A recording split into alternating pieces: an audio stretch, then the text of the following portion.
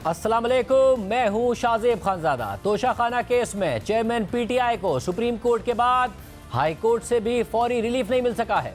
Islamabad high court ने फौरी हुक्म इम्तना जारी नहीं किया है और हुक्म इम्तना की दरख्वास्त आइंदा हफ्ते समाअत के लिए मुकर्रर कर दी है। इसके अलावा इस्लामाबाद हाई कोर्ट ने तोशाखाना से मुतालिका तमाम केसेस आइंदा हफ्ते के लिए मुकर्रर कर दिए हैं और कहा है कि फेसबुक पोस्ट जज से मुतालिका हैं या नहीं, FIA फॉरेंसिक करके बताए। इस्लामाबाद हाई कोर्ट ने मामला FIA को भेज दिया है। अहम बात यह है कि तोशाखाना केस में ट्रायल कोर्ट कई अहम मराहिल मुकम्मल कर चुकी है और अब केस आखिरी मरहले में है। गवाहों पर जिरा के बाद अब चेयरमैन PTI का 342 का बयान रिकॉर्ड होना है, मगर मुसलसल 2 दिन से अदालत उनका इंतजार कर रही है और वो पेश नहीं हो रहे हैं। गुज़िश्ता रोज़ अदालत ने वाजे किया था कि अगर आज चेयरमैन PTI पेश नहीं हुए तो अदालत उनके नाकाबिले जमानत वारंट गिरफ्तारी जारी कर देगी, मगर इसके बावजूद भी चेयरमैन PTI आज पेश नहीं हुए और आज समाअत के आगाज में चेयरमैन PTI के वकील ने हाजिरी से इस्तिस्ना की दरख्वास्त दायर कर दी, जिस पर जज हुमायूं दिलावर ने कहा कि सिक्योरिटी के इंतजाम करना तो सिक्योरिटी इदारों का काम है। अब तक तोशाखाना केस की 37 समातें हो चुकी हैं, मगर चेयरमैन PTI अब तक सिर्फ 3 बार अदालत में पेश हुए। एक बार वो गिरफ्तार थे, दूसरी बार अदालत से बाहर हाजिरी मार कर गए और आखिरी बार जब चेयरमैन PTI पेश हुए तो बहुत अच्छी यादें छोड़ कर गए। चेयरमैन PTI के वकील का काम सिर्फ इस्तिस्ना की दरख्वास्तें दायर करना है। इस पर वकील गौहर अली खान ने कहा कि आज आखिरी बार दरख्वास्तें इस्तिस्ना दायर की है, पीर तक मुलतवी कर दें, हमें कल का तफसीली फैसला भी नहीं मिला। चेयरमैन PTI के साथ मीटिंग भी है, तो जज हुमायूं दिलावर ने कहा कि क्या आपकी कमिटमेंट है कि चेयरमैन PTI पीर को पेश होंगे? वकील गौहर अली खान ने जवाब दिया कि मैं वकील हूं, मैं कमिटमेंट नहीं दे सकता। जज हुमायूं दिलावर ने सवाल किया कि क्या आपको चेयरमैन PTI पर एतबार नहीं है? तो वकील गौहर अली खान ने जवाब दिया कि हम चेयरमैन PTI के अहकामात पर चलते हैं। जज हुमायूं दिलावर ने कहा कि चेयरमैन PTI को हर पेशी पर अदालत में पेश होना है। चेयरमैन PTI की पेशी से मुताल्लिक कमिटमेंट क्यों नहीं दे रहे हैं? इतनी भी कमिटमेंट नहीं दे सकते कि 31 जुलाई को चेयरमैन PTI बयान रिकॉर्ड कराएंगे? आप चेयरमैन PTI के सीनियर वकील हैं, आप पीर को पेशी की कमिटमेंट दें तो ठीक है। इस पर वकील गौहर अली खान ने कहा कि मैंने कभी ज़ाती हैसियत में समाअत मुलतवी करने की दरख्वास्त नहीं की, आज पहली बार समाअत मुलतवी करने की इस्तदा कर रहा हूँ। 342 का बयान तो रिकॉर्ड कराना है, पीर को करा लेंगे। आप कमिटमेंट चाहते हैं तो अहकामात ले लेता हूँ। इसके बाद चेयरमैन PTI के वकील ने गवाहान के बयानात और सबूतों के पेश होने के फैसले तक समाअत मंसूख करने की दरख्वास्त कर दी, जिस पर इलेक्शन कमीशन के वकील अमजद परवेज ने कहा कि गवाहान के बयानात और सबूतों के खिलाफ दरख्वास्त जिरा से पहले दायर करना बनती है। जिरा हो गई है, सेशन अदालत ने फैसला इन्हीं बयानात और सबूतों पर देना है। ऐसी दरख्वास्त का जिरा के बाद आना सिर्फ ताखीरी हरबा है। इलेक्शन कमीशन के वकील ने मजीद कहा कि चेयरमैन PTI के वकील ने गवाहान पर कई घंटों तक जिरा की, सबूतों, बयानात और जिरा एक बार ही होती है। चेयरमैन PTI के वकील गौहर अली खान ने कहा कि इलेक्शन कमीशन के वकील की एक ही बात होती है कि हम ताखीरी हरबे इस्तेमाल कर रहे हैं। हाई कोर्ट से गवाहान के बयानात, सबूत और दीगर दस्तावेजात पर फैसले तक इंतजार बेहतर होगा। इसके बाद अदालत ने वकील गौहर अली खान को वकील ख्वाजा हारिस से मुशावरत करने के लिए वक्त दिया और समाअत में वक्फा कर दिया। वक्फे के बाद वकील गौहर अली खान ने बताया कि ख्वाजा हारिस ने कहा है कि चेयरमैन PTI पीर को पेश होंगे। तो जज हुमायूं दिलावर ने कहा कि क्या आपकी ये कमिटमेंट है? वकील गौहर अली खान ने कहा कि जी, मुझे डायरेक्शन है कि चेयरमैन PTI पीर को पेश होंगे। इस पर जज हुमायूं दिलावर ने कहा कि दरख्वास्त इस्तिस्ना और समाअत मुलतवी की दरख्वास्त मंजूर की जाती है। तोशाखाना केस की समाअत पीर को होगी, मगर तीसरी दरख्वास्त मुस्तरद की जाती है क्योंकि जिरा मुकम्मल हो चुकी है। अब पीर तक मामला चला गया है, मगर अहम बात यह है कि ट्रायल कोर्ट इस केस से मुताल्लिक 35 अहम सवालात उठा चुकी है और चेयरमैन PTI को इन सवालात के जवाब देने हैं। ट्रायल कोर्ट के तफसीली सवालनामे में चेयरमैन PTI से पूछा गया है कि क्या आपने इस्तगासा के शवाहिद को सुना और समझा है जो आप या आपके वकील की मौजूदगी में रिकॉर्ड किए गए थे? इस्तगासा के शवाहिद के मुताबिक स्पीकर कौमी असेंबली की जानिब से आइन के आर्टिकल 63(2) के तहत इलेक्शन कमीशन का रेफरेंस भेजा गया था। इस बारे में आपकी क्या राय है? चेयरमैन PTI से मजीद पूछा गया है कि प्रोसिक्यूशन के शवाहिद के मुताबिक आपकी जानिब से इलेक्शन कमीशन की प्रोसीडिंग्स में तहरीरी जवाब जमा कराया गया था, इस पर आपकी क्या राय है? प्रोसिक्यूशन के शवाहिद के मुताबिक आपने 2018-19, 2019-20 और 2020-21 में तोशाखाना के तहाइफ अपने पास रखने को तस्लीम किया, इस पर आप क्या कहेंगे? मजीद ये कि आपने बादियुन नज़र में कहा कि साल 2018-19 में आपने 4 तहाइफ फरोख्त किए और 5 करोड़ 80 लाख रुपए की सेल प्रोसीड्स बैंक अल फलाह के अकाउंट में वसूल किए। आप इस बारे में क्या कहते हैं? प्रोसिक्यूशन के शवाहिद के मुताबिक आपने साल 2018-19 में आपसे तहाइफ खरीदने वालों का नाम नहीं बताया और ना ही सबूत के तौर पर कोई रसीद फराहम की। आप इस बारे में क्या कहेंगे? प्रोसिक्यूशन के शवाहिद के मुताबिक आपने बादियों नजर में कहा कि आपने साल 2019-20 में जो तहाइफ अपने पास रखे वो आपने या आपकी तरफ से आगे बतौर तोहफा दे दिए गए, लेकिन आपने अपने असासों और वाजिबात की स्टेटमेंट में इन तोहफों का नाम नहीं बताया। साथ ही आपने उन लोगों का नाम भी नहीं बताया जिनको आपने या आपकी तरफ से ये तोहफे दिए गए थे।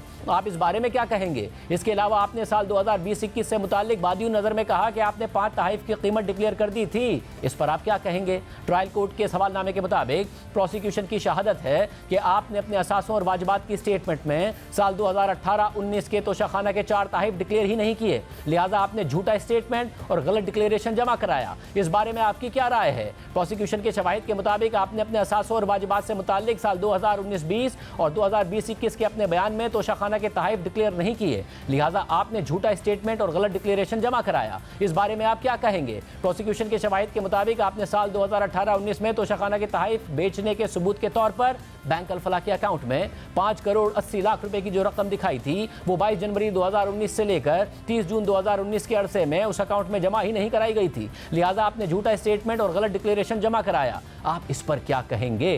प्रोसिक्यूशन के शवाहिद के मुताबिक आपने जानबूझकर हकाइक छुपाए और साल 2018-19, 2019-20 और 2020-21 के असासों और वाजिबात से मुताल्लिक झूठा स्टेटमेंट और गलत डिक्लेरेशन जमा कराया। ट्रायल कोर्ट ने अपने आखिरी सवाल में चेयरमैन पीटीआई से पूछा है कि क्या आप अपने दिफा में शवाहिद पेश करेंगे। ट्रायल कोर्ट ने चेयरमैन पीटीआई से 35 सवाल पूछे हैं, मगर उनमें से एक अहम तरीन सवाल का जवाब चेयरमैन पीटीआई ने इलेक्शन कमीशन के सामने तो नहीं दिया था, लेकिन बाद में अवामी सतह पर दे दिया था और फिर इस जवाब की वजह से मजीद कई स्कैंडल्स में वो फंस गए थे। ट्रायल कोर्ट के जिस सवाल का जिक्र हो रहा है चेयरमैन पीटीआई से, वो सवाल यह है कि आपने बादियों नज़र में कहा कि साल 2018-19 में आपने 4 तहाइफ फरोख्त किए और 5 करोड़ 80 लाख रुपए की सेल प्रोसीड्स बैंक अल-फलाह के अकाउंट में वसूल की, लेकिन आपने तहाइफ खरीदने वाले का नाम नहीं बताया और ना ही सबूत के तौर पर कोई रसीद फराहम की। इस मामले का जायजा लेते हैं। गुज़िश्ता साल 15 नवंबर को हमारे प्रोग्राम में दुबई में मुकीम पाकिस्तानी बिजनेसमैन उमर फारूक ज़हूर ने दावा किया कि चेयरमैन पीटीआई को सऊदी वली अहद की तरफ से तोहफे में दी गई कीमती घड़ी का सेट उनके पास है, जो उन्होंने मुशीर एहतसाब शहजाद अकबर के कहने पर दुबई में फरागोगी से खरीद लिया था। उमर फारूक ज़हूर ने प्रोग्राम के दौरान ही ये कीमती तोहफे दिखा भी दिए, हमारे साथ तस्वीर और सर्टिफिकेट्स भी शेयर किए और ये दावा किया कि उन्होंने इस पूरे सेट को बुशरा बीबी की दोस्त फरागोगी से $20 लाख यानी 28 करोड़ रुपए में खरीदा था और फरागोगी के इसरार पर ही कैश में अदायगी की थी।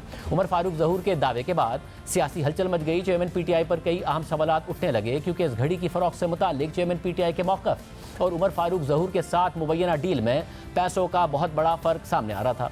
फरागोगी के शौहर एहसन जमील गुज्जर ने इन इल्ज़ामात की तरदीद कर दी, शहजाद अकबर ने तरदीद की, चेयरमैन पीटीआई ने तरदीद की। चेयरमैन पीटीआई ने इलेक्शन कमीशन में इस हवाले से मौक़िफ़ अख्तियार किया था कि तोशाखाना के इन तहाइफ की कीमत 10 करोड़ से ज़ायद लगाई गई थी और उन्होंने यह सेट इसका 20% यानी 2 करोड़ 12 लाख रुपए अदा करके अपने पास रख लिया था और 5 करोड़ 80 लाख रुपए में फ़रोख्त कर दिया था।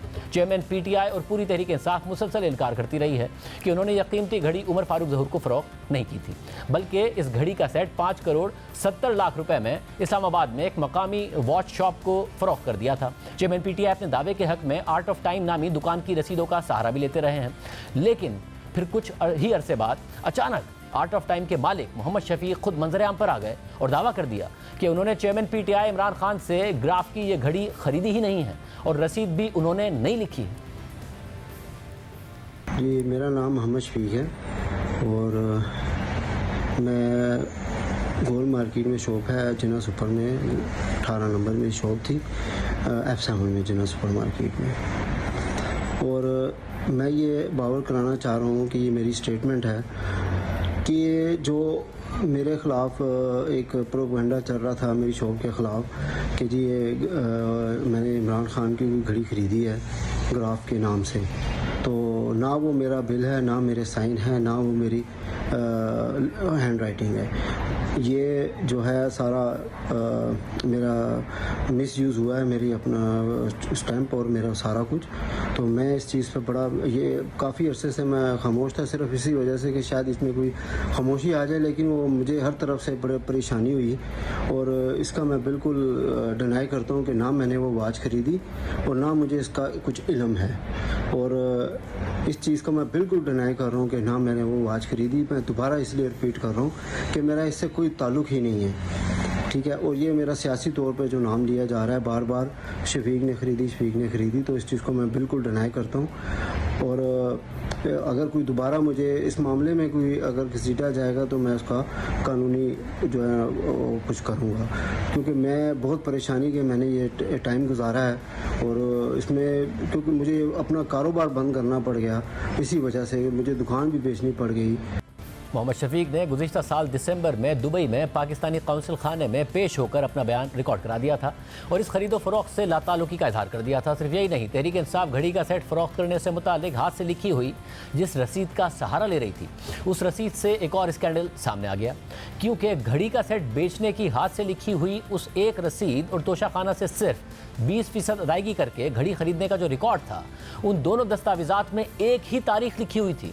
यानी घड़ी का सेट तोशाखाना से खरीदने की और मार्केट में फ़रोख्त करने की तारीख एक ही थी, और वो तारीख 22 जनवरी 2019 की है, जिससे सिर्फ दो चीज़ें ही साबित हो सकती हैं। और वो ये हैं कि या तो चेयरमैन पीटीआई ने तोशाखाना से तोहफ़ा ख़रीदने से पहले ही मार्केट में फ़रोख्त कर दिया था, और या फिर तोशाखाना में पहले ही कैश की सूरत में किसी के ज़रिए 2 करोड़ रुपए की रकम जमा कराई और फिर इस रकम को जवाज़ फराहम करने के लिए मार्केट से एक जाली रसीद बनवाई गई, ताकि मुस्तकबिल में किसी भी मुमकिन कार्रवाई से बचा जा सके। और फिर तहरीक इंसाफ की इस पूरी कहानी ने एक और सवाल को भी जन्म दिया, और वो सवाल यह है कि अगर तोशाखाना में इस कीमती सेट की कीमत 10 करोड़ से ज़ायद लगाई गई थी, तो फिर ऐसी क्या मजबूरी थी कि चेयरमैन पीटीआई ने 10 करोड़ के तहाइफ एक ही दिन के अंदर आधी कीमत में बेच दिए और सौदा भी कैश में किया और तोशाखाना को अदायगी भी कैश में की। अब इन हकाइक से ये सवाल पैदा होते हैं कि क्या चेयरमैन पीटीआई ने 22 जनवरी को पहले 2 करोड़ रुपए तोशाखाना को कैश की सूरत में किसी के ज़रिए अदा किए और तोहफ़ा अपने पास रख लिया था,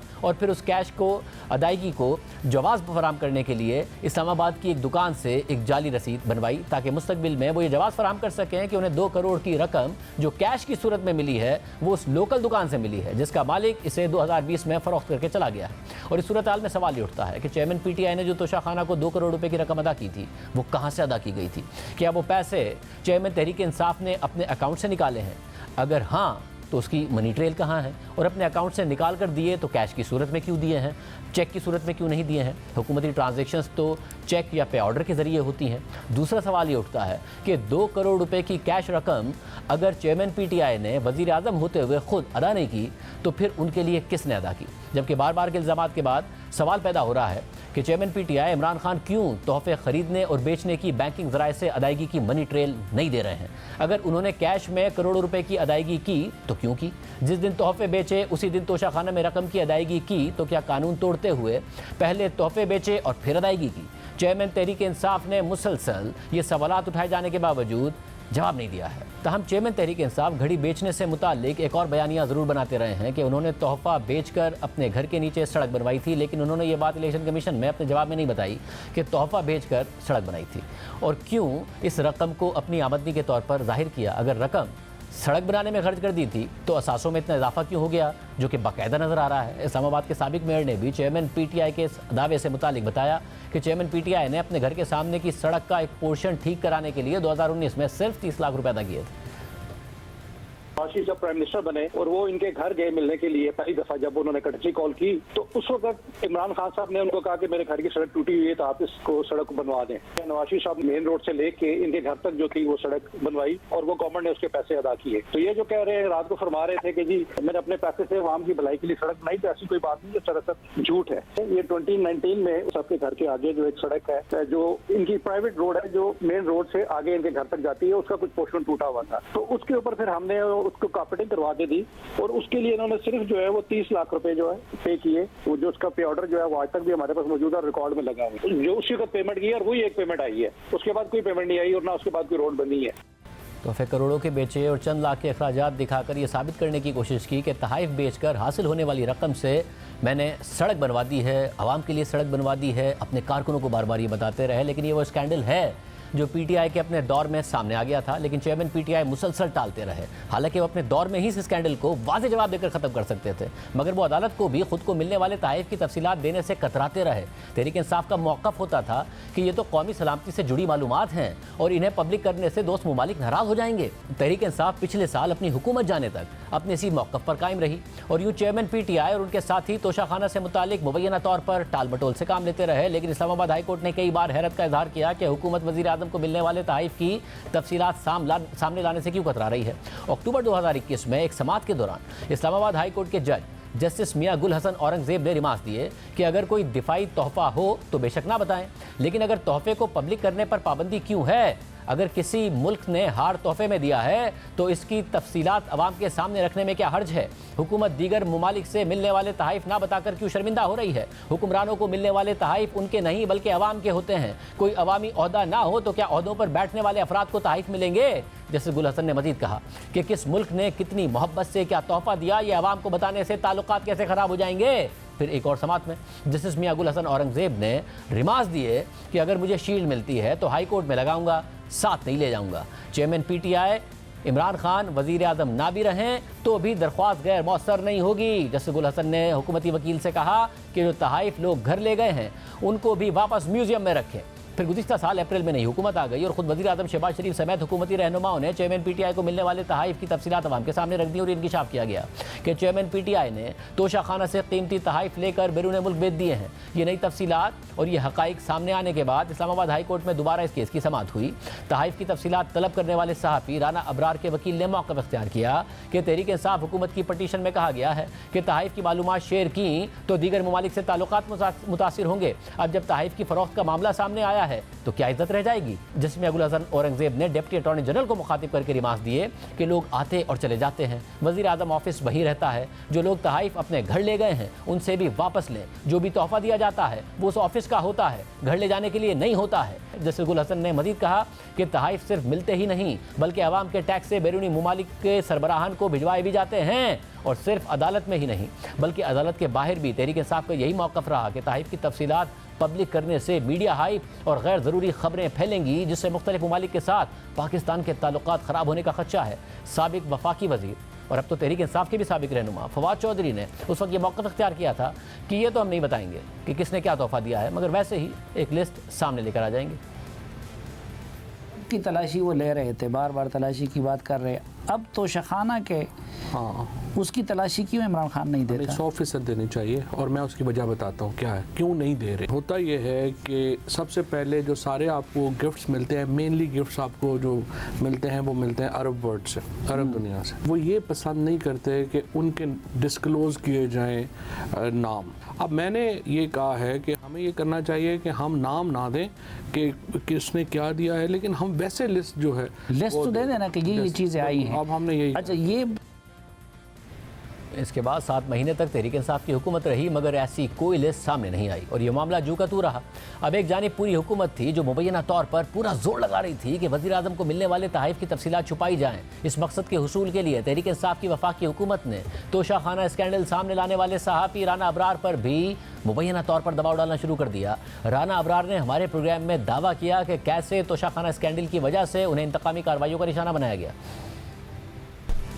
ये मामला 23 नवंबर 2020 से शुरू हुआ जब मैंने पहली आरटीआई रिक्वेस्ट भेजी थी सेक्रेटरी कैबिनेट डिवीजन को right of access to information act 2017 के तहत। फिर मैं पाकिस्तान इंफॉर्मेशन कमीशन में अपील के लिए गया था, अपील की थी तो उसका फैसला मेरे हक में हुआ मगर उस पर अमल दरामद नहीं हुआ। फिर मैंने कंटेम्प्ट ऑफ कोर्ट की एप्लीकेशन दी थी। सेक्रेटरी कैबिनेट डिवीजन को पेनल्टी होने वाली थी, सजा होने वाली थी, तो तब उस वक्त की गवर्नमेंट अटॉर्नी जनरल के जरिए इस्लामाबाद हाई कोर्ट में रेट पिटीशन लेकर गई थी। इस दौरान मुझे धमकियां भी दी गई। जब शोकाज नोटिस जारी हुआ था, जब मामला हाई कोर्ट में गया तो मेरे घर में एजेंसियों के लोग आते रहे। मेरी वालदा को 70 साल से ज़्यादा उनकी उम्र है, उनको थ्रेट किया गया, उनको धमकी दी गई, यहाँ तक कहा गया कि आपके घर में लाश आएगी, ये तक भी कहा गया। मुझे फॉलो किया जाता रहा। सवात गए थे, 3 दोस्त थे हम, तो वहाँ पर पीटीआई के लोगों ने हमारे ऊपर हमला किया था, हमें जख्मी किया था, उसकी एफआईआर तक दर्ज नहीं हुई थी। मेरी 2 जगह से पीटीआई की गवर्नमेंट ने मेरी जॉब खत्म करवाई। फवाद चौधरी ने फ़ोन करके, इंफॉर्मेशन मिनिस्टर थे ये, मेरी जॉब खत्म कराई, मुझे टर्मिनेट किया गया। उसके बाद मैंने एक टीवी चैनल ज्वाइन किया था 2021 में। वहाँ पर मुझे तीसरा दिन था कि मुझे बुलाकर सीईओ ने कहा मेरी मजबूरी है, मैं आपको अफोर्ड नहीं कर सकता। आज भी ये पावरफुल हैं और मुझे कहीं पर भी सहाफ़त में, किसी अखबार में या टीवी चैनल में काम नहीं करने देते, बल्कि मेरी जॉब खत्म करवा दी जाती है। तहरीक इंसाफ की हुकूमत तोशाखाना की तफसीलात छुपाने के लिए हर हद तक गई, हर मुमकिन कोशिश की गई। इस मामले को कौमी सलामती का मसला तक करार दे दिया गया और आज यही case chairman PTI Imran Khan के लिए कई मुश्किलात का बाइस बन गया है। अगले हफ्ते क्या क्या हो सकता है आपके सामने रखेंगे एक ब्रेक के बाद। अगला हफ्ता मुल्क की सियासत में अहम साबित हो सकता है। हुकूमत की जानिब से असेंबलियां तोड़े जाने की तारीख समेत अहम फैसले सामने आ सकते हैं। वज़ीर आज़म शहबाज शरीफ ने अपोजिशन लीडर राजा रियाज के साथ मिलकर निगरां हुकूमत कायम करनी है। इस हवाले से अभी हुकूमती इत्तेहाद के अंदर मुशावरत जारी है, जिसका कोई हतमी नतीजा भी अगले हफ्ते तक सामने आ सकता है। निगरां वज़ीर आज़म कौन होगा, यह फैसला भी अगले हफ्ते ही सामने आ सकता है।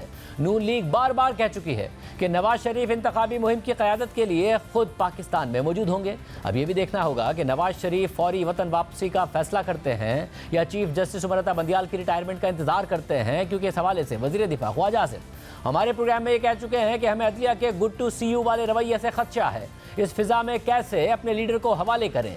ये लोग तो चाहेंगे कि जाते जाते नवाज शरीफ को नुकसान पहुंचा जाए। इसके अलावा अगला हफ्ता चेयरमैन पीटीआई के सियासी मुस्तकबिल के लिए भी फैसला कुन साबित हो सकता है। चेयरमैन पीटीआई के खिलाफ बहुत से अहम केसेस अदालतों में ज़ेर समाअत हैं और उनमें से कुछ के फैसले बहुत जल्द आ सकते हैं और चेयरमैन पीटीआई को नाअहली का सामना करना पड़ सकता है। एफआईए ने साइफर तहकीकात के मामले पर चेयरमैन पीटीआई को 1 अगस्त को तलब कर रखा है। इसके अलावा इन दिनों अहम तरीन केस तोशाखाना का है, जिसकी समाअत अब हतमी मरहले में दाखिल हो गई है और अगर इस्लामाबाद हाई कोर्ट ने ट्रायल रोकने का हुक्म ना दिया तो किसी भी दिन इस केस का फैसला सुनाया जा सकता है। अगर इस केस का फैसला चेयरमैन पीटीआई के खिलाफ आया तो वो इलेक्शन लड़ने के लिए नाअहल भी हो सकते हैं। इसके अलावा उन्हें गिरफ्तारी की सज़ा भी हो सकती है। साइफर के मामले पर भी उन्हें एक दफ़ा दोबारा तलब किया गया है और इतलात हैं कि दीगर पार्टी रहनुमाओं को या फिर साबिक रहनुमाओं को भी तलब किया गया है। तमाम चीज़ों पर बात करेंगे। हमारे साथ मौजूद हैं सीनियर सहाफ़ी ज़कार सलीम साफ़ी साहब और शहजाद इकबाल साहब। आप दोनों का बहुत शुक्रिया। शहजाद इकबाल साहब, आप बताइएगा कि आपको लग रहा है कि इस वक्त तहरीक इंसाफ के अंदर कहीं ना कहीं बेचैनी है। आपकी अगर मुख्तलिफ ज़राए से बात हुई हो कि मामला सही सिमत में नहीं जा रहे हैं, हमसे कहीं ना कहीं मिसकैलकुलेशन हो गई और अब सिचुएशन खराबी की तरफ ही जा रही है, यहाँ से बेहतरी की उम्मीद कम है? जी बहुत शुक्रिया शाहजेब। मेरी बात हुई है खास तौर पे खैबर पख्तूनख्वा में जो पाकिस्तान तहरीक इंसाफ के बहुत सारे रहनुमा हैं उनसे बात हुई है जब ये परवेज़ खटक साहब ने अपनी एक जमात बनाई और उसमें आपको पता है कि चंद लोग तो आए तहरीक इंसाफ के, लेकिन बहुत से लोग नहीं आए। तो उनको ये एहसास तो है कि पार्टी ने और पार्टी के लीडर ने, पीटीआई चेयरमैन ने जो एक लड़ाई शुरू की वो एस्टैब्लिशमेंट के साथ बहुत आगे लेके चले गए। वो कह रहे हैं कि हमारा नुक्ता नज़र हो सकता है, लेकिन जाहिर सी बात है कहीं ना कहीं आपको ने रुकना होता है। जो नई क़यादत आई थी, जो फौजी नई लीडरशिप आई थी, उनके खिलाफ जिस तरह की बातें की गई वो नहीं होनी चाहिए थी, मामलात को इस नहज तक नहीं लेके जाना चाहिए था। और वो ये भी समझते हैं कि इसमें बहुत बड़ा कसूर उन लोगों का है जिनको पाकिस्तान तहरीक इंसाफ के चेयरमैन ने अपने इर्द गिर्द इकट्ठा किया हुआ था और अब वो सबसे पहले पार्टी छोड़ के भाग गए। तो वो लीडर्स जो अभी तक पीटीआई में है वो उनको ब्लेम करते हैं कि उनकी वजह से मामलात यहाँ तक पहुंचे हैं। और मैंने उनसे ये भी जानने की कोशिश की है कि अब इमरान खान के हवाले से तो इतने केसेस हैं और ऐसा लगता है किसी केस में सजा हो जाएगी, वो डिस्क्वालीफाई हो जाएंगे, शायद जब इंतखाबात हों तो जेल में भी हों। तो उनमें से अक्सरियत की राय ये है कि उनको भी ऐसा ही लगता है कि 16 सितंबर के बाद इमरान खान को गिरफ्तार भी किया जा सकता है, नाअहल भी किया जा सकता है। जिस पर मैंने ये सवाल किया फिर आपकी उम्मीद क्या है, क्यों आप इस वक्त तक तहरीक इंसाफ में हैं, आप कैसे इलेक्शन लड़ेंगे? तो वो ये चांस लेना चाहते हैं। वो समझते हैं अभी भी खासतौर पर खैबर पख्तूनख्वा में बहुत पॉपुलर है तहरीक इंसाफ और वो कहते हैं कि हम इलेक्शन के करीब जाएंगे और नॉमिनेशन पेपर फाइल करेंगे। अगर उस वक्त हमें उठा लिया जाता है, अरेस्ट कर लिया जाता है जैसे दूसरे रहनुमाओं को किया हुआ है तो कर लें, फिर हम सियासत छोड़ देंगे। लेकिन वो अभी तक तहरीक इंसाफ के साथ रहना चाहते हैं। आई एम श्योर जैसे जैसे इलेक्शन करीब आएंगे हालात और सख्त होंगे। कुछ और रहनुमा भी ऐसा हो सकता है कि वो जहांगीर खान तरीन साहब की पार्टी में चले जाएं या परवेज़ खटक साहब की पार्टी में चले जाएं, लेकिन जो मेजॉरिटी लोग हैं तहरीक इंसाफ के वो चांस लेना चाहेंगे, इलेक्शन के करीब जाना चाहेंगे। और मैं इस पर आपको एक इंटरेस्टिंग बात बताता हूँ कि कल मेरी एक और रहनुमा से बात हुई जिसकी बड़ी जिम्मेदारी थी जब तहरीक इंसाफ की हुकूमत थी। वो उनकी एक अजीब सी उम्मीद भी है। वो ये कहते हैं कि देखिए हमें तो 3 साल बताया गया था, उस वक्त वक्त की फौजी लीडरशिप की तरफ से कि Nawaz Sharif is finished, Shahbaz Sharif is finished, Zardari is finished, तो हम भी यही सुनते आए थे। लेकिन फिर हमने देखा कि अचानक हम इक्तदार से चले गए और वही सब लोग इक्तदार में आ गए। तो इस तरह की भी कहीं ना कहीं उम्मीद है कि हालात बदल जाएंगे और फिर शायद एक मरतबा फिर इमरान खान के लिए जो है वो रास्ते हमवार हो जाएंगे। ज़रूरी नहीं है कि वो इसी क़यादत के अंडर हो, शायद आइंदा हो जाए, लेकिन ये उनका एक कॉन्फिडेंस ज़रूर है कि हमने बहुत सुन लिया है कि सियासी पार्टीज़ ख़त्म हो जाएंगी, सियासतदान ख़त्म हो जाएंगे। तो वो कहते हैं जब हमारे मुखालफिन ख़त्म नहीं हुए तो हम भी ख़त्म नहीं होंगे। साहिब साहब, ये बड़ा अहम नुक्ता है और इस ज़ाहिर पाकिस्तान का ट्रैक रिकॉर्ड देखते हुए हमने देखा एस्टैब्लिशमेंट की तरजीहात बदली हैं। राइट ऑफ कर दिया था मोहतरमा बेनज़ीर भुट्टो को 90s में, फिर लेट 90s में नवाज शरीफ को, मगर हमने देखा है कि उन सब का कम बैक हुआ, किस तरीके से हुआ। मोहतरमा दूसरी दफ़ा वज़ीर आज़म बनती नज़र आई, तीसरी दफ़ा बनती अगर एक अनफॉर्चुनेट वाक़े में उनकी शहादत ना होती, फिर नवाज शरीफ साहब बने, अब लग रहा है कि उनका कोई कम बैक हो सकता है। तो गलत तो नहीं सोच रहे हैं तहरीक इंसाफ के रहनुमा कि जी इसके अलावा कोई ऑप्शन नहीं है अभी, नहीं तो फिर अगला इलेक्शन होगा?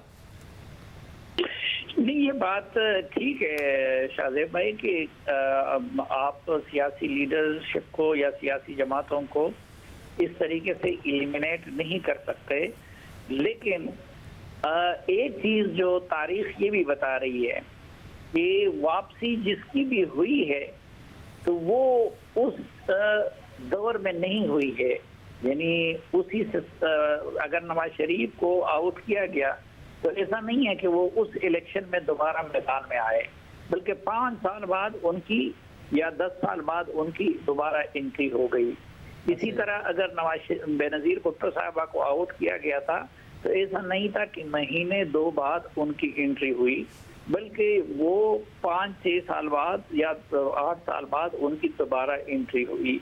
और फिर उसमें एक हकीकत ये भी है कि दोबारा एंट्री से पहले उनको उसी इस्टेब्लिशमेंट से दोबारा डील करना पड़ा।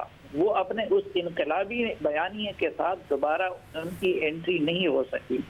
तो अल्लाह ताला इमरान खान को लंबी जिंदगी दें। अगर इमरान खान साहब रहे मैदान में तो उनकी दोबारा जमात का उभरना और उनका दोबारा मैदान में आना उसका इम्कान है, लेकिन वो 5-6 साल बाद होगा। अगर 5-6 साल बाद वो सस्टेन कर गए। और एक फ़र्क इसमें ये भी है कि दूसरी जमातें जब उनके लीडरशिप को आउट किया जाता तो उनकी अगली नस्लें या उनका भाई उसकी जगह ले लेता और वो मैदान अमल में होता। अब इमरान खान साहब ने ये गलती की है। मौरूसी सियासत वैसे पाकिस्तान में तो बुरी समझी जाती है, लेकिन इमरान खान साहब के दोनों जो साहबजादे हैं वो तो बरतानिया में गोल्डस्मिथ के घर में पल रहे हैं और वो इस वक्त उनके सियासी जाननशीन नहीं बन सकते।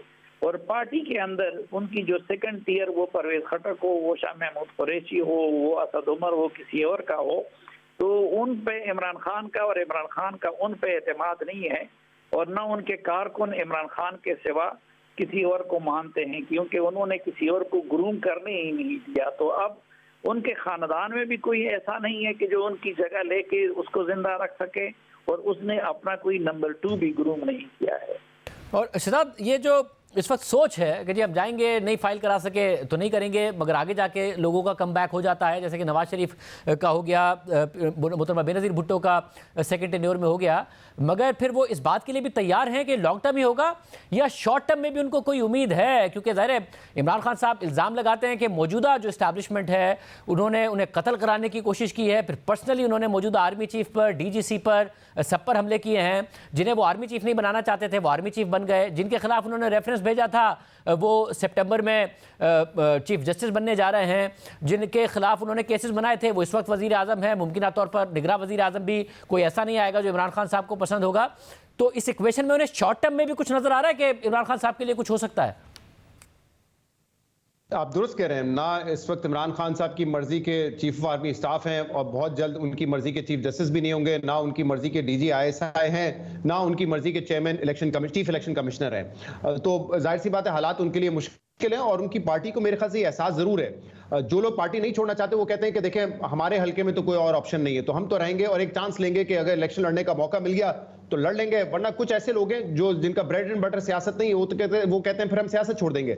लेकिन मेरे ख्याल से ये इदराक उनको भी है, और ये सलीम साफी साहब का तज्जिया बिल्कुल दुरुस्त है कि जब किसी पार्टी को या लीडर को आउट किया जाता है तो फौरी तौर पे जो इंतखाबात होते हैं उससे तो वो आउट हो जाते हैं। बाद में वो कम बैक जरूर करते हैं, क्योंकि आपको पता है हालात एक जैसे नहीं रहते, लोग भी बदल जाते हैं, और यही हमने मोहतरमा बेनज़ीर भुट्टो, नवाज शरीफ साहब के दौर में भी देखा है। अब इमरान खान साहब के लिए मसला ये है कि बिल्कुल उनका ना कोई इस वक्त फैमिली मेंबर है जो कि उनकी बाद लीडरशिप ले सके, और ना ही इमरान खान साहब नवाज शरीफ साहब की तरह 40-45 साल के हैं, या मोहतरमा बेनज़ीर भुट्टो साहब की तरह जब वो पहली हुकूमत से उनको निकाला गया था तो वो उस वक्त यंग थी। तो obviously the age is not on his side, Allah उनको लंबी जिंदगी दे, जैसे सलीम साफी साहब ने कहा। लेकिन और मुझे लगता है यही दो रीजंस हैं जिसकी वजह से इमरान खान साहब सब कुछ अपना दाव पे लगाने के लिए भी तैयार हैं कि उनके बाद उनकी बच्चों ने तो पार्टी संभालनी नहीं है, और दूसरा उनको ये भी पता है कि शायद 1 और 2 इलेक्शंस वो मजीद उसमें हो, तो वो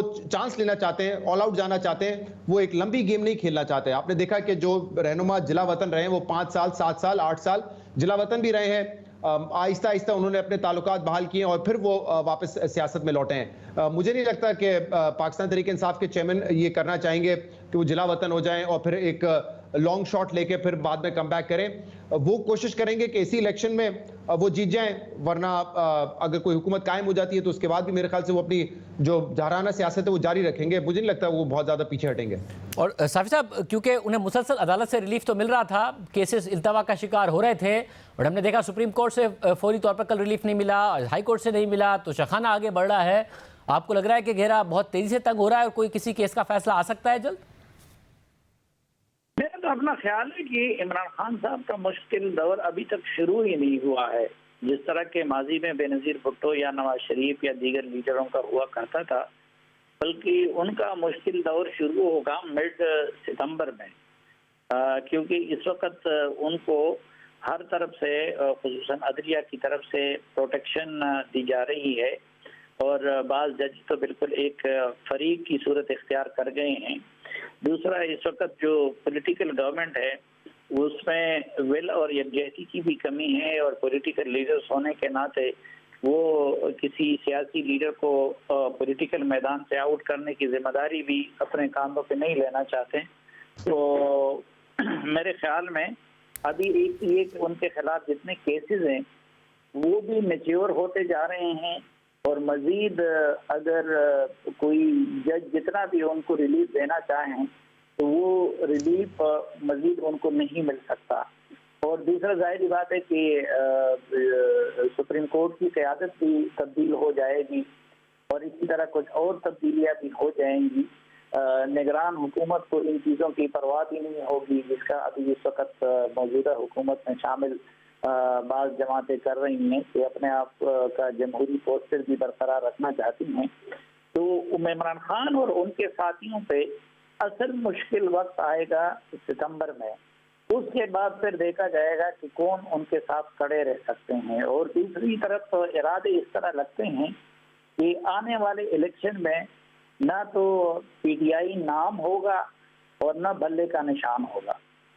और शहजाद, आपको लगता है नून लीग में सारी की सारी जो एक्सपेक्टेशन है वो इसी बात पर है कि अगले इलेक्शन का इन्हिसार और नवाज शरीफ साहब की वापसी का भी इन्हिसार इस बात पर है कि इमरान खान साहब के केसेस का क्या फैसला होगा, या मौजूदा चीफ जस्टिस कब जाएंगे, या फिर निगरान सेटअप किस किस्म का आएगा?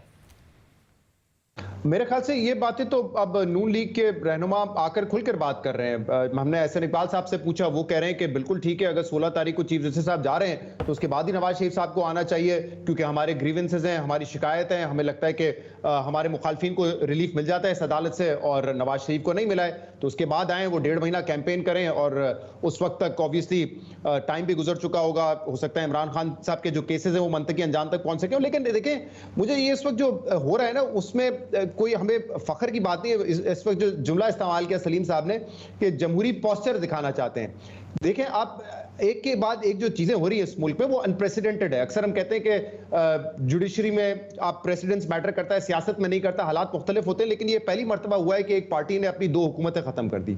ये पहली मरतबा हुआ कि वो हुकूमतें खत्म होने के बाद जो टाइम फ्रेम था 90 दिन का, उसमें इलेक्शन नहीं हुए।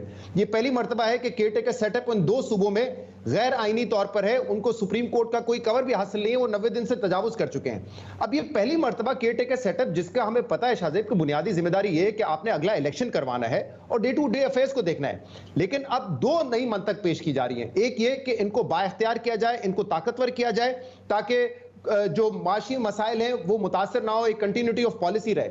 अगर इतना ही इस चीज का आपको फिक्र है तो फिर आप 90 दिन के केयर टेकर सेटअप के लिए क्यों जा रहे हैं? असेंबलियां पहले तहलील करके, असेंबलियां वक्त पे तहलील करें, मिनिमम टाइम होता है 54 डेज का, उसको पूरा करें, इलेक्शन करवाएं, एक स्मूथ और शॉर्टेस्ट ट्रांजिशन हो और नई हुकूमत आके फैसले करे।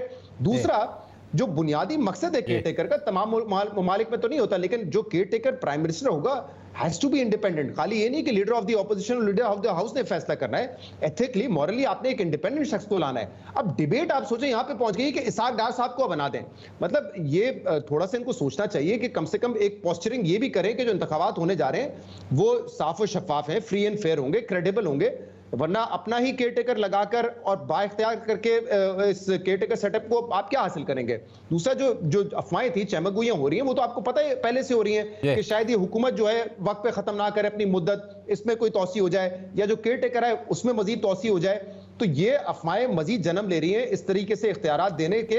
आप जो अगर आप चाहते हैं कि जो मुआहदे ऑलरेडी हो चुके हैं वो तो वैसे भी डे टू डे बेसिस पे अगर केयर टेकर ने काम करना है तो हो जाएंगे। IMF का प्लान आपके पास, ये दुरुस्त बात है। साफी साहब, आप मुझे बताइएगा कि बाकी डार साहब का अभी तक कोई चांस है या बिल्कुल कोई चांस नहीं रहा? इत्तलात आ रही है कि नवाज शरीफ साहब की ख्वाहिश यही है अभी भी?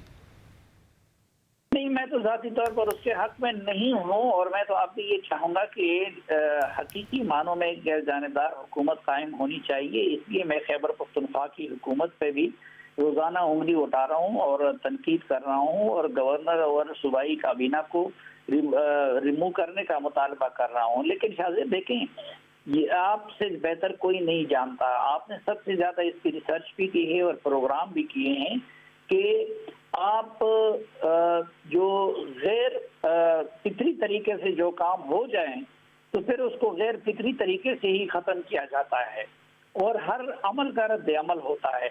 ये पाकिस्तान 2017 से, बल्कि अगर हम देखें तो 2014 से ये आईन उसूल कायदे के तहत ये नहीं चल रहा है।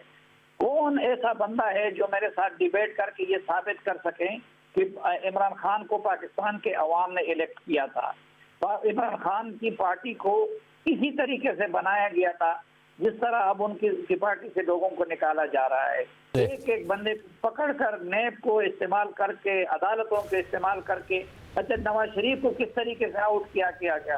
साकिब निसार साहब ने जो कुछ किया कि आप अपील का हक भी छीन लें और उसके बाद पनामा के दूसरे लोगों को, तो उस वक्त किसी को ये उसूल क्यों याद नहीं आए? फिर उस इलेक्शन को कौन इलेक्शन मान सकता है जिसमें आप पोलिंग एजेंटों को बाहर निकाल दे और जिसमें फौजी आके टप्पे लगा दे?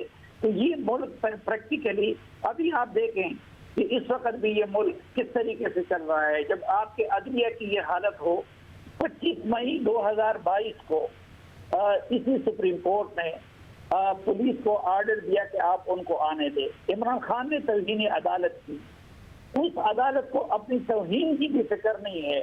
जब उसका अभी एक साल हो गया, ये आम बात है कि आखिरी समाअत के बाद अगली समाअत भी इस वाले मामले पर नहीं रखी गई है।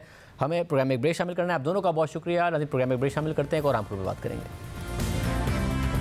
सिविल जज आसिम हफीज़ की अहलिया, जिन पर 14 साला बच्ची को हब्से बेजा में रखकर बदतरीन तशद्दुद करने का इल्ज़ाम है, उन्होंने आज लाहौर हाई कोर्ट से 1 अगस्त तक हिफाजती जमानत ले ली है, जबकि 25 जुलाई को उन पर FIR दर्ज होने के बाद पुलिस उन्हें गिरफ्तार करने में नाकाम रही। आज इस हवाले से जियो न्यूज़ के नुमाइंदे अहमद सुबान की यह खबर सामने आई थी कि पुलिस ज़राए का दावा है कि सिविल जज की अहलिया अभी तक शामिल तफ्तीश नहीं हुई हैं और इस्लामाबाद पुलिस ने जज आसिम हफीज़ की अहलिया को गिरफ्तार करने के लिए गुजरावाला, लाहौर और रावलपिंडी में छापे मारे, लेकिन पुलिस उन्हें गिरफ्तार नहीं कर सकी। और पुलिस तर्जुमान ने यह बयान जारी किया कि किसी शख्स को मुलजिमा से मुतालिक मालूमात हो तो पुलिस को इतला दी जाए। और फिर यह खबर सामने आई कि लाहौर हाई कोर्ट ने सिविल जज की अहलिया की 1 अगस्त तक हिफाजती जमानत मंजूर कर ली है। इस वक्त बच्ची लाहौर के अस्पताल में ज़ेरे इलाज है। डॉक्टर्स ये बता चुके हैं कि उनके जिस्म पर जख्मों के निशानात पुराने हैं। इससे पहले उनकी इब्तदाई मेडिकल रिपोर्ट में यह बात सामने आ चुकी थी कि बच्ची के होंठ सूजे हुए हैं, जिसके मुतादिद हिस्से फ्रैक्चर्ड हैं। दोनों बाजुओं समेत बच्ची के पैर पर जख्म के निशानात हैं और बच्ची के सर समेत जिस्म पर 15 जगह चोटों के निशानात हैं और बच्ची के अंदरूनी आज़ा भी मुतासिर हैं। डॉक्टरों का यह भी कहना है कि रिजवाना की हालत हालत देखकर ऐसा लगता है कि उसे नज़रअंदाज किया गया और उसको सही से खुराक भी नहीं दी गई थी।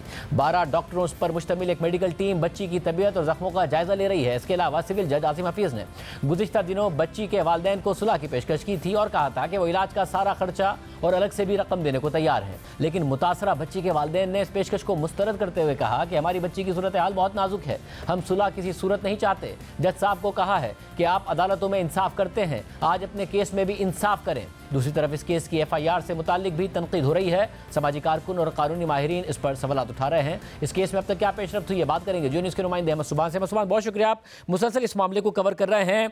ज़ाहिर है उनकी एहलिया के लिए छापे मारे जा रहे थे, अब उन्होंने जमानत भी करा ली है। क्या अब ताउन किया जा रहा है पुलिस के साथ, उनकी तरफ से क्या सूरत हाल है? जी शाहजेब साहब, अब तक तो सिर्फ जो इस्लामाबाद पुलिस है वो 2 मरतबा कामयाब हुई है सिविल जज आसिम हफीज़ से रब्ता करने में, और वो 2 मरतबा ही उनसे सिर्फ रब्ता हुआ, जिसमें पहले दिन जब ये केस रिपोर्ट हुआ सरगोदा से, जब ये सामने आया और फिर न्यूज़ में चूँकि ये हाईलाइट हुआ, तो उसके बाद आसिम हफीज़ साहब से रब्ता हुआ, जिस पे उन्होंने कहा कि इस बच्ची ने खाद खा ली थी, मिट्टी खा ली थी, और उसके बाद इसको जब मना किया तो इस बच्ची ने दीवार से टकरे मारी और ख़ुद को ज़ख्मी कर लिया। इसके अलावा इसको कोई किसी किस्म की चोट नहीं आई, लेकिन इसके बाद जिस तरह से मेडिकल हुआ और इब्तदाई मेडिकल में सरगोदा में और फिर लाहौर जनरल हॉस्पिटल में आया कि वो सिर्फ सर की चोटें नहीं थी उस बच्ची की, बल्कि जो चोटें थी वो कई दिन पुरानी थी, कि जिसमें उसके सर पे कीड़े भी पड़ चुके थे और इसी तरह उसके जिस्म पे भी मुतादिद जगहों पे ज़ख्म के निशानात थे। सिर्फ ज़ख्म नहीं थे बल्कि उसकी जो हाथों की हड्डी है जो कलाई की वो भी टूटी हुई थी, और इसी तरह उसका नाक, उसका एक दांत, उसके होंठों पे सूजन, फिर कमर पर उसके ज़ख्म के निशान थे, उसका गला दबाए जाने के निशानात थे उंगलियों के गले के ऊपर। तो इस तरह के तमाम तर निशानात थे जो कि वो जज साहब का जो इब्तदाई बयान था उसकी नफ़ी कर रहे थे। इसके बाद अब आज करवा ली गई है ज़मानत कबल अज़ गिरफ्तारी जज साहब की एहलिया की जानिब से। लाहौर की हाई कोर्ट से उधर के जज हैं फ़ारूक हैदर, जिनने 1 अगस्त तक की ज़मानत दी है। ताहाल आज दोपहर से इस वक्त तक भी जज साहब की फैमिलीज़ की तरफ से पुलिस के साथ कोई रब्ता नहीं किया गया। इस्लामाबाद पुलिस की जो तफ्तीशी टीम है वो इस वक्त भी लाहौर में मौजूद है, जो कि अब ASP उसको खुद से लीड कर रहे हैं। मुझे ये भी बताइए, तनकीद हो रही है कि पुलिस ने इस FIR में जो टॉर्चर की शिकें हैं वो शामिल नहीं की और बुनियादी केस ही बच्ची पर बदतरीन तशद्दुद का है। कुछ समाजी रहनुमा भी इस हवाले से जो है एक्टिविस्ट वो तनकीद करते नजर आ रहे हैं। इस हवाले से आपके पास क्या तफसीलात हैं?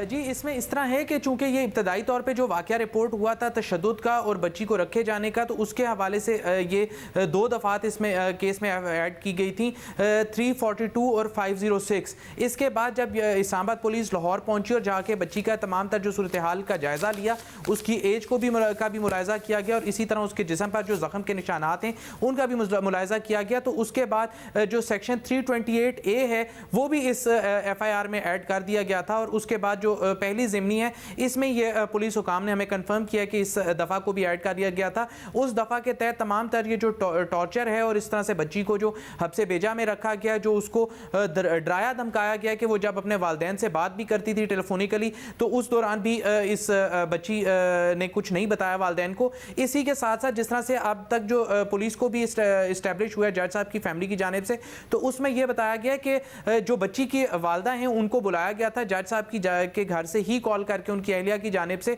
और उसके बाद फिर इनके इस बच्ची की वालदा आई थी और इस बच्ची को लेकर जाने के लिए ही बुलाया गया था, चूंकि इस बच्ची को ये लोग मजीद नहीं रखना चाहते थे अपने पास। जिसके बाद इस स्टोरी को, अब जज साहब की स्टोरी ये है, जबकि इसकी जो वालदा हैं वो जिस तरह से FIR में दर्ज करवाती हैं कि वो खुद से इस आए और अपनी बच्ची को मिलने, जिसमें ये सारी सूरत हाल उनके सामने आई। अब तक इस्लामाबाद पुलिस तकरीबन 8 मुकामात पर इन जज साहब को और इनकी एहलिया और इनकी फैमिली की तलाश के लिए छापे मार चुकी है, जिसमें रावलपिंडी, लाहौर और गुजरांवाला की जो मुख्तलिफ रिहाइशगाहें, इनके जो करीबी रिश्तेदार हैं उनके घरों पे भी छापे मारे गए, लेकिन कहीं भी ना तो जो करीबी रिश्तेदार हैं, जो ब्लड रिलेशंस हैं इन दोनों के, जज साहब और इनकी एहलिया के, ना तो वो ट्रेस हो पाए, ना ही ये फैमिली खुद पुलिस को मिली। जिसके बाद गुज़िश्ता रोज़ जिस तरह से जो जज साहब के वालिद साहब हैं वो गुजरांवाला में अपनी रिहाइशगाह पर तो नहीं, अपने जो आबाई इलाका है वहाँ पर तो नहीं, लेकिन एक और भी इनकी रिहाइशगाह है गुजरांवाला सिटी में, वहाँ पर इस्लामाबाद पुलिस को मिले और वहाँ पर बार फिर उन्होंने तमाम तर तफसीलात का बताया और इस्लामाबाद पुलिस को यह भी कहा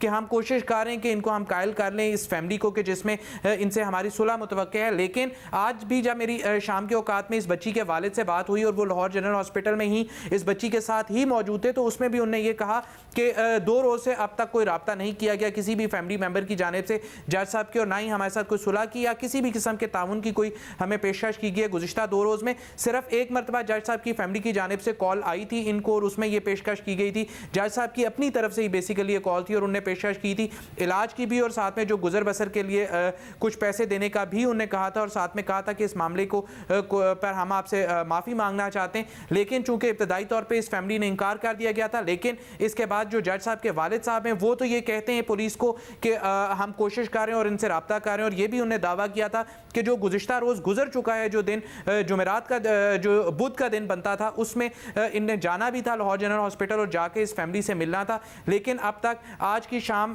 तकरीबन 5 साढ़े 5 बजे तक भी इस फैमिली के साथ किसी भी किस्म का कोई रब्ता ना किया गया और ना ही उनको कोई इस तरह की सहूलत इलाज में दी गई। लेकिन जो लाहौर जनरल हॉस्पिटल में उनका इलाज जारी है उससे भी वो उन्हें इत्मीनान का इजहार किया और उन्होंने कहा कि हमारी बेटी की बेहतर देखभाल कर रहे हैं। इस हवाले से मौजूद थे। बहुत लाजमी है कि बगैर किसी दबाव के शफाफ अंदाज में इस मामले की तहकीकात तक कहीं अंजाम तक पहुँचा दीजिए। अल्लाह हाफ़िज़।